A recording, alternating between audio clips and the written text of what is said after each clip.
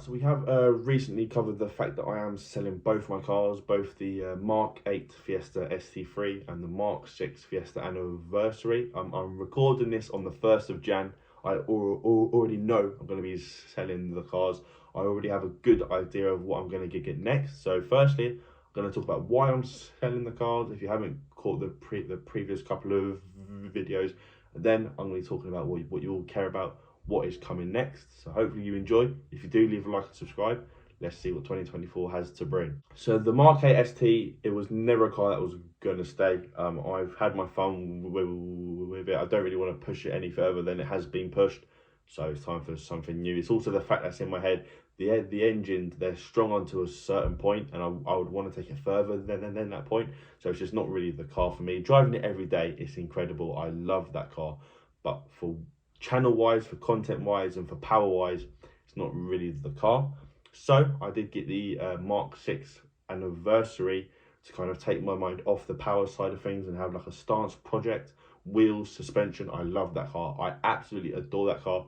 I just can't justify having two cars anymore. It may look all fun and games, but it's not easy. I've got two cars to run fuel on, tax on, insurance on, repairs on, and obviously being a Ford, they do break. So I've had the genius plan to put my power car and my stance car into one and just combine the forces, get a car that I'd like to keep for longer than a couple of months, which, as you've seen on the channel, I do tend to keep my cars for a couple of days. I'm by no way going to lie to you or me by saying that I'm going to keep this car for the long term, but the car does have to stay for an amount of time, so it'd be like 6 months to a year. With that being said, here are the cars that are on my shortlist. First things first, two of them are fun cars. One of them is a more sensible car. I probably will go down the route of the fun cars. That being said, I thought I'd throw the sensible car in because you never know. I have to see it as more of a car. I have to see it as like an income kind of thing, both on YouTube and TikTok and Instagram. Doing social media, whether it be on like a big scale or a small scale, you have to have something that people enjoy, people want to see.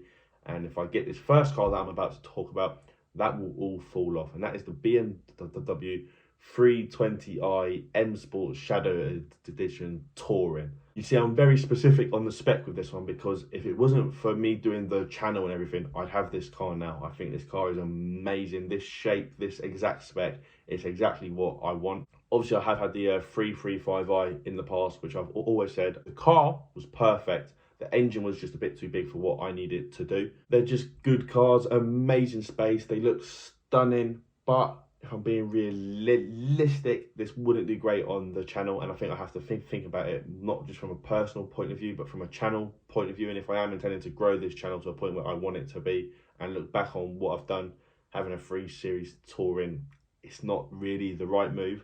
That being said, the car that is probably at the top of my list is the Mark 6 Golf R. Obviously, these are a highly tunable 4-wheel drive hatchback. There's only about 800 of them left on the road, which is crazy to think. But when you actually do think about it, you don't see them at all. Now, for the same price, I can get a Mark 7 Golf R. It's just not really, like, they're just too common for me. They're great cars, amazing cars. They look sick, everything like that. But for the channel and stuff like that, having a Mark 7 Golf R will just be like having another car, and I do want to grow the channel, have something that not everyone else has. That being said, I do also love the way that the Mark 6 looks. I think it is just so cool. So as I said, that is really at the top of my list, and the plan with that car would be power and stance. So I would not only go like stage 2, maybe even stage 3, but I'd also put it on bags, put some nice wheels on it. I know it sounds like a far-fetched dream, but just trust me on this one. The third and final car that is high up on my list, I'd say it's a close second place because it's like half the price, if not a third of the price of the Golf R, and that is the Mark 1 Seat Leon Cupra R. Boca123 has one of these. If you've seen his channel, you love the car. Like, everyone loves his car. They're the 1.8 turbo, which is like the iconic VAG engine. They're tunable, they're rapid, they're good fun. That is a car that is high up on my list. If I don't get to sell the Mark 8 and the Mark 6 for what I'd hope I can sell them for, I probably will end up getting the Cupra. But as of right now, my goals are set on the Mark 6 Golf R. I know there's quicker cars out there. I know there's cooler cars out there, but I just love the way the Mark 6 looks. I think it is the way that I want to go down, or the path that I want to go down. I think that makes more sense. So yeah, let me know your thoughts on that one. As I said, really the 320i is my best bet, but it's not really going to do me well long term. I think the Golf is the right car for me. Let's hope and pray that things go to plan. If you have enjoyed, please like and subscribe both this video, the content that I've done on both the Mark 6 and the Mark 8. Hopefully I'll see you again. Cheers.